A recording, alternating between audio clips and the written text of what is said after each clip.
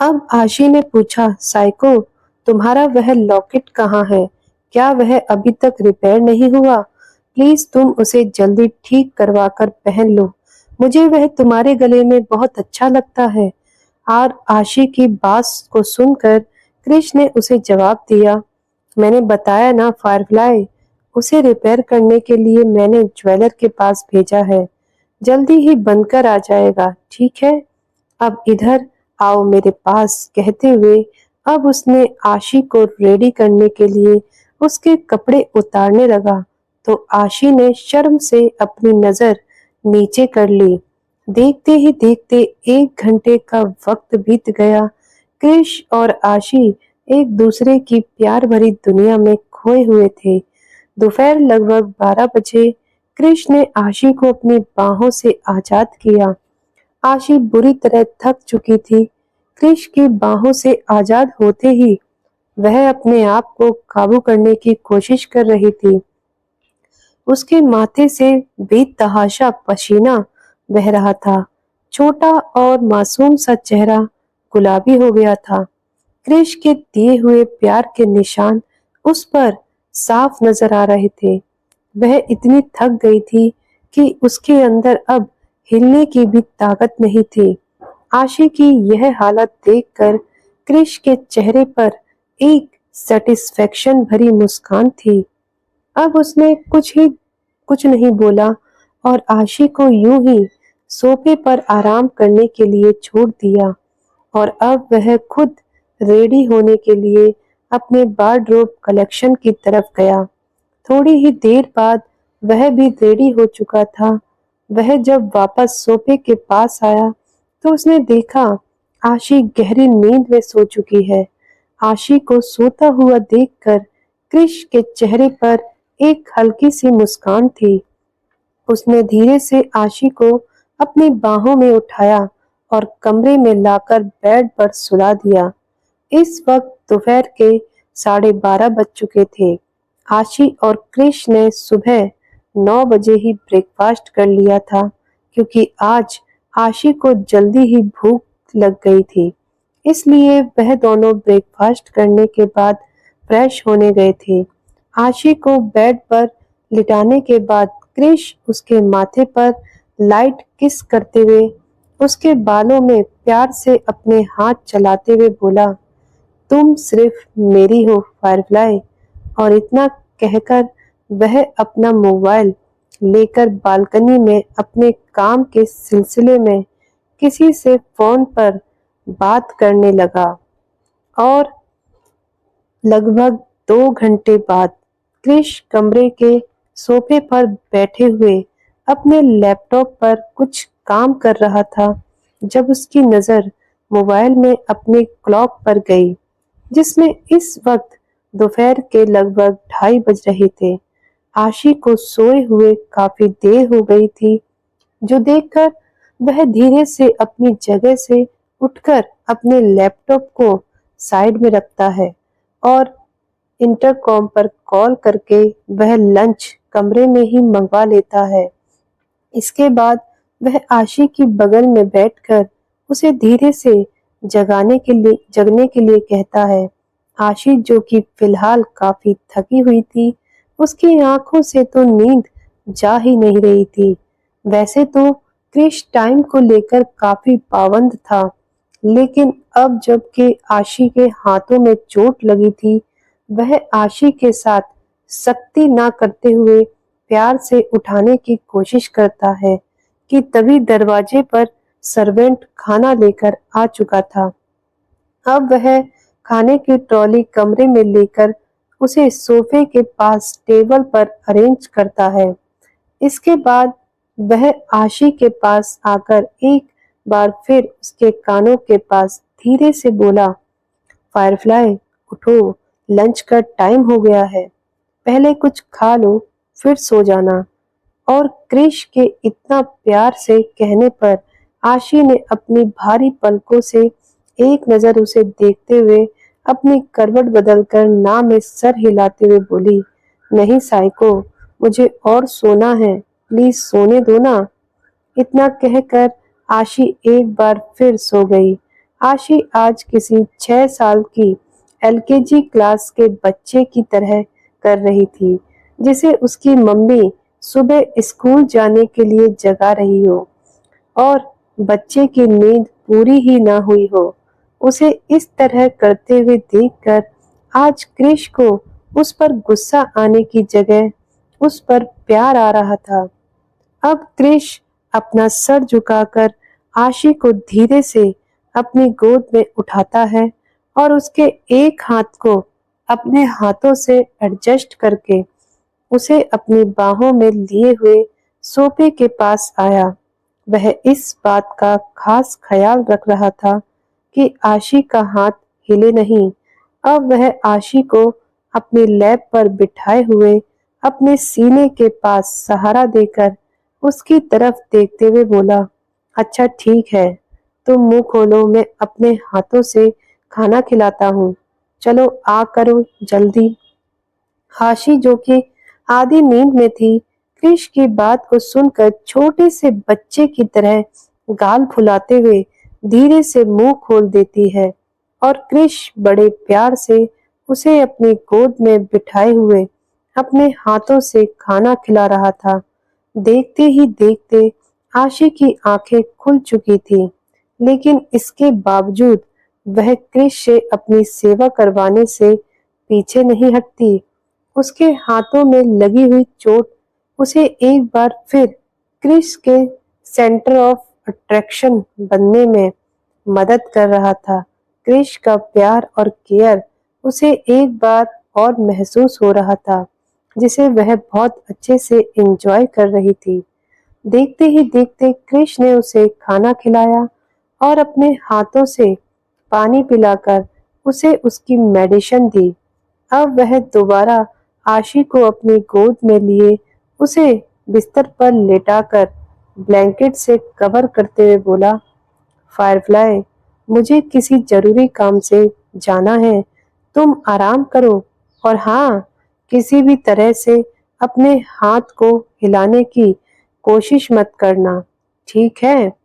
क्रिश की वार्निंग को सुनकर आशी ने धीरे से हाँ में सर हिलाया। जल्दी आना साइको, मुझे तुम्हारी याद आती है, कहते हुए वह टिमटिमाती आंखों से क्रिश को देख रही थी और उसकी बात को सुनकर क्रिश उसके माथे पर प्यार से किस करते हुए बोला, शरारत मत करना, मैं जल्दी आऊंगा। इतना कहकर क्रिश तेज कदमों के साथ कमरे से बाहर चला गया और क्रिश के जाने के बाद आशी के चेहरे पर एक हल्की सी मुस्कान थी, जो कि देखते ही देखते एक सेकंड में गायब हो गई और क्रिश के जाते ही उसके गले में पहने हुए मंगलसूत्र में अचानक ही एक मैसेज का वाइब्रेशन होने लगा, जिसे आशी अच्छे से महसूस कर रही थी।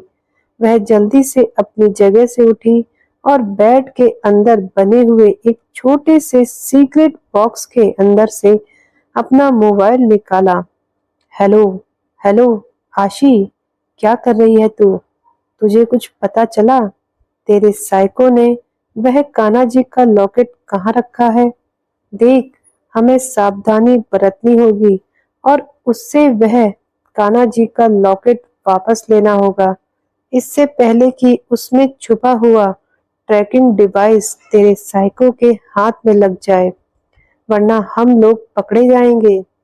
तेरी हालत अच्छी नहीं है, मैं खुद जाकर वह लॉकेट वहां से चुराने की कोशिश करूंगा, बस तू मुझे जगह बता। और समर की बात सुनकर आशी को याद आया, क्रिश बालकनी में खड़े होकर राका से उस लॉकेट की रिपेयरिंग के बारे में पूछ रहा था। इसके बाद राका ने उसे एक जो ज्वेलरी की इंफॉर्मेशन दी, जो क्रिश के लिए स्पेशल ज्वेलरी और गहने डिजाइन किया करता था, जो कि ज्यादा तक उसकी स्मगलिंग में काम आते थे। कुछ हिडन बॉक्स में उन्हें छुपाना आसान होता था।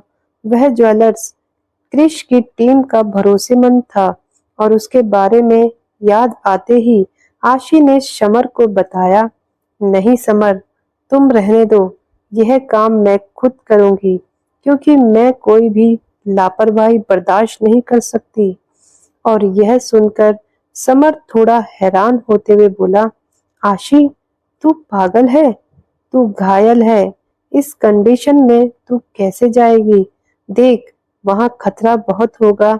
क्रिश या उसके लोगों की नजरों में अगर तू आ गई तो बहुत प्रॉब्लम हो जाएगी। कुछ नहीं होगा, तुम मुझे पर भरोसा कर समर। और इतना कहकर आशी ने कॉल डिस्कनेक्ट कर दिया।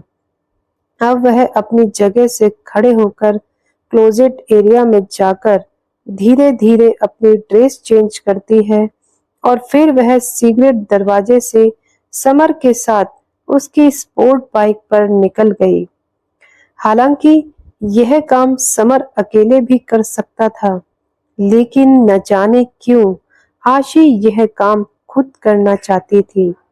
आशी को इस ज्वेलर का एड्रेस उस बॉक्स में मिला था जिस बॉक्स में क्रिश ने उसके लिए डायमंड से बनी हुई पायल मंगवाई थी।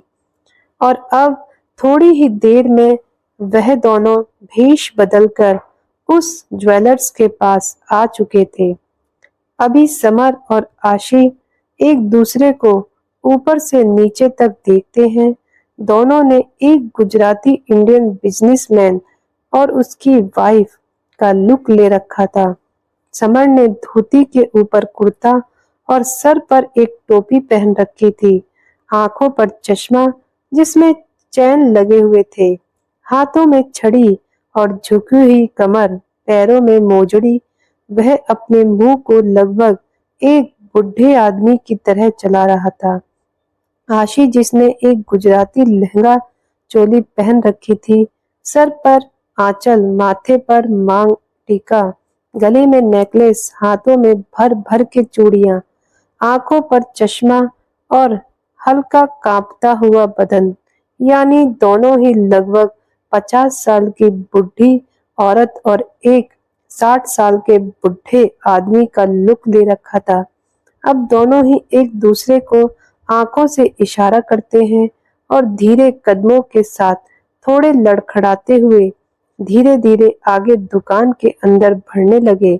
उन दोनों का लुक भले ही इंडियन था, लेकिन दिखने में दोनों बहुत ही अमीर किसी बड़े घर से लग रहे थे।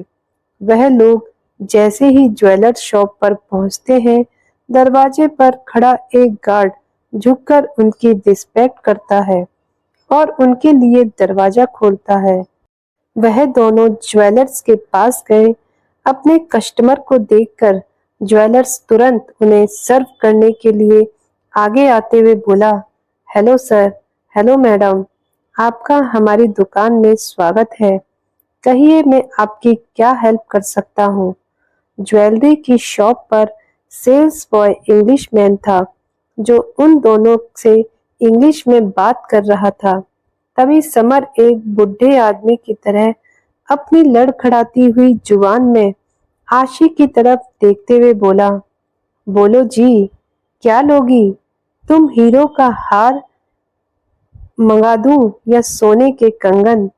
समर की बात सुनकर आशी एक बुढ़ी औरत की तरह अपनी लड़खड़ाती आवाज में बोली, मने तो कान्हा जी का लॉकेट चाहिए। और आशी की बात सुनकर दुकान पर खड़ा दुकान का मालिक, जो कि शायद इंडियन गुजराती था, तुरंत ही खुश होकर आगे आया और हिंदुस्तानी प्रेम निभाते हुए उन लोगों को कान्हा जी के लॉकेट के अलग अलग डिजाइन दिखाने लगा। लेकिन आशी उन सभी डिजाइनों को मना करते हुए खास डिजाइन मांग रही थी कि तभी उसकी नजर ज्वेलर के पास रखे हुए एक ट्रांसपेरेंस बॉक्स पर गई, जिसमें बहुत ही खूबसूरत कान्हा जी का लॉकेट था। उसे देखते ही आशी ने पहचान लिया कि यह वही लॉकेट है।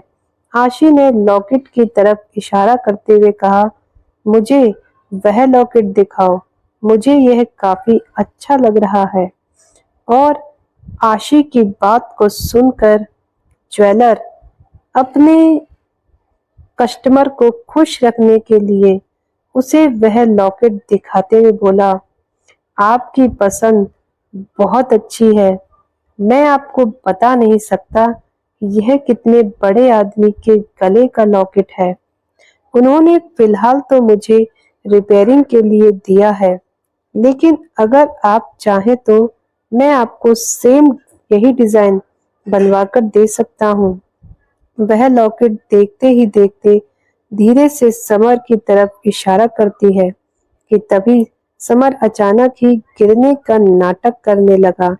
अपने सामने गिरे हुए बूढ़े आदमी के लिए ज्वेलर्स ने अपना हाथ बढ़ाया, जिसके कारण उसका ध्यान थोड़ी देर के लिए इधर-उधर हुआ और इसी बात का फायदा उठाकर आशी ने तुरंत ही अपने हाथ में लिया हुआ लॉकेट को खोला, जिसके अंदर अभी भी चिप छुपी हुई थी। आशी ने तुरंत ही अपना काम कर दिया और अब वह समर की तरफ देखते हुए बोली, अरे तुम्हें क्या चाहिए? आपकी दवाई कहाँ है? कहते हुए वह परेशान होने का नाटक करने लगी। तभी समर अपने दिल पर हाथ रखकर थोड़ी फटी हुई आवाज में बोला, मुझे कुछ ठीक नहीं लग रहा। आज मैं अपनी दवाई लेना भी भूल गया। सीने में दर्द हो रहा है। आशी परेशान बीवी की तरह उसे डांटते हुए बोली, क्या आप दवाई लेना भूल गए? आप ऐसा कैसे कर सकते हो? आपको अपनी फिक्र है? मुझे कुछ दवाई लेनी है, हम बाद में आ जाएंगे। और आशी की बात सुनकर दुकानदार भी उसका सपोर्ट करते हुए बोला, पहले आप अपना ख्याल रखिए, सामान आप बाद में भी ले लेना। दुकानदार के कहने पर वह दोनों धीरे से अपनी जगह से उठकर खड़े हुए और लड़खड़ाते हुए कदम से दुकान के बाहर चले गए।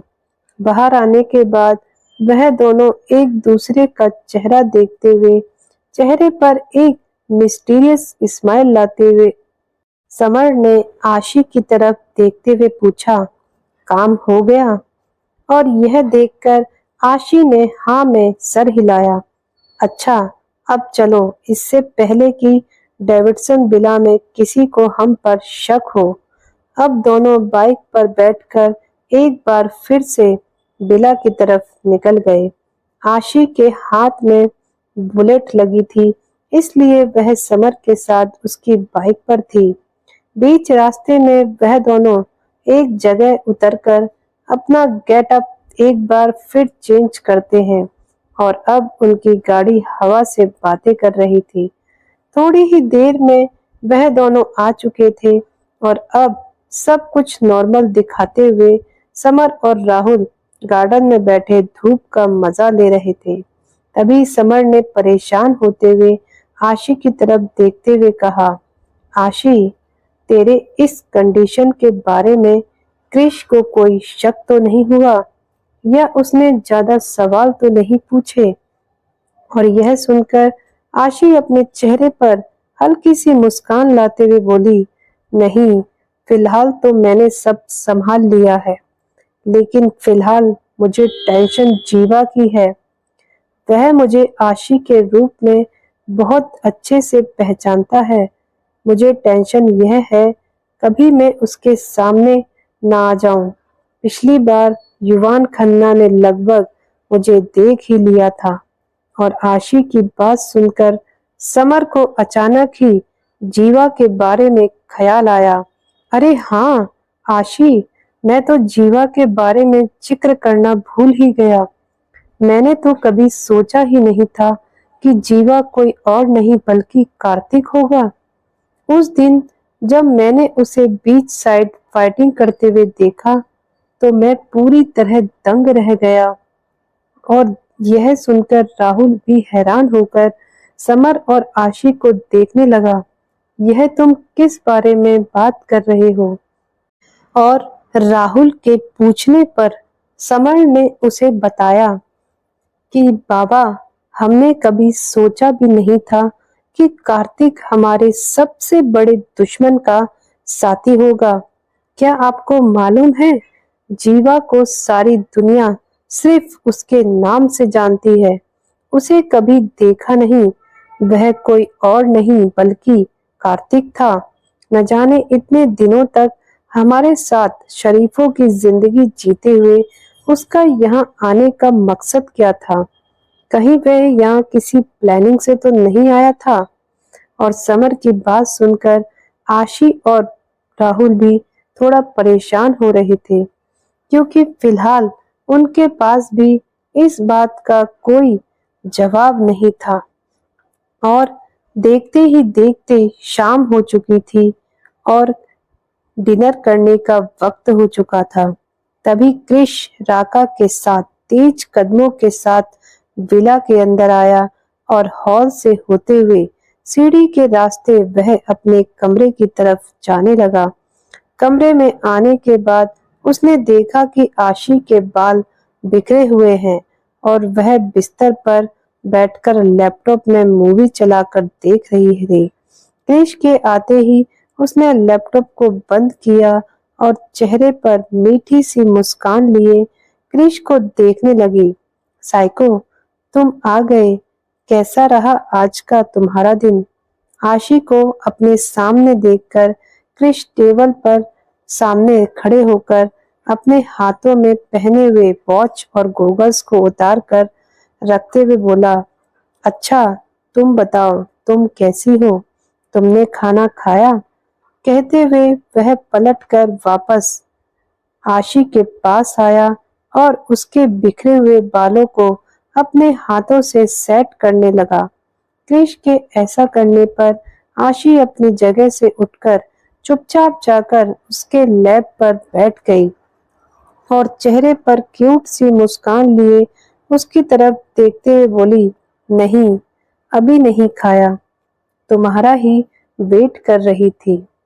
और यह सुनकर क्रिश आशी को अपनी गोद में उठाकर वॉशरूम की तरफ अपने कदम बढ़ाते हुए बोला, ठीक है, चलो पहले फ्रेश हो जाओ, फिर खाना खाने चलते हैं। ओके, और यह बताओ, तुम्हारे हाथ कैसा है? ज्यादा पेन तो नहीं हो रहा है? कहते हुए वह आशी को बाथरूम की सेल पर बिठाकर अपने हाथों से उसके हाथ देखने लगा। यह थोड़ा ठीक है, लेकिन अभी भी दर्द हो रहा है। लेकिन तुम टेंशन मत लो, मैं दवाई खाऊंगी ना तो ठीक हो जाऊंगी। कहते हुए आशी ने बड़ी ही मासूमियत से उसे जवाब दिया। और यह सुनकर क्रिश उसके जख्मों को देखते हुए बोला, आई थिंक इसके पुराने बैंडेज चेंज करने का वक्त हो गया है। लाओ, मैं इसे चेंज कर देता हूँ। कहते हुए वह उसके बैंडेज खोलने लगा कि तभी आशी जल्दी से अपने हाथों को पीछे करके क्रिश को रोकते हुए बोली, नहीं नहीं साइको, यह अभी चेंज नहीं करना, इसे 2 दिन बाद चेंज करना है। डॉक्टर फ्रैंक ने कहा था। अभी इसके साथ छेड़छाड़ हुई तो इन्फेक्शन हो जाएगा। प्लीज तुम फिलहाल इसे छोड़ो। चलो ना, खाने खाने चलते हैं, मुझे बहुत जोर से भूख लगी है। कहते हुए वह क्यूट सा चेहरा बना रही थी और क्रिश उसे अपनी नीली नजरों से घूरने लगा। लेकिन फिर वह एक ठंडी सांस लेकर कुछ नहीं कहता और आशी के बदन से उसके कपड़े रिमूव करने लगा। आशी भी बिना किसी रिएक्शन चुपचाप बच्चों की तरह उसके सामने बैठी हुई थी। दोस्तों, क्या आशी की सच्चाई जान पाएगा क्रिश? आपको क्या लगता है? दोस्तों, जब क्रिश को आशी की सच्चाई पता चलेगी तो क्या होगा उसका रिएक्शन? आप लोग अपना कमेंट करके जरूर बताइएगा कि क्रिश का रिएक्शन क्या होगा आशी की सच्चाई जानने पर। आगे की कहानी पढ़ने और सुनने के लिए जुड़े रहिए हमारे साथ हमारे चैनल डीएल हिंदी स्टोरी पर। अब मिलते हैं अगली वीडियो में अगले एपिसोड के साथ। तब तक के लिए आप सभी का बहुत बहुत धन्यवाद। वीडियो अच्छी लगे तो वीडियो को लाइक जरूर करें।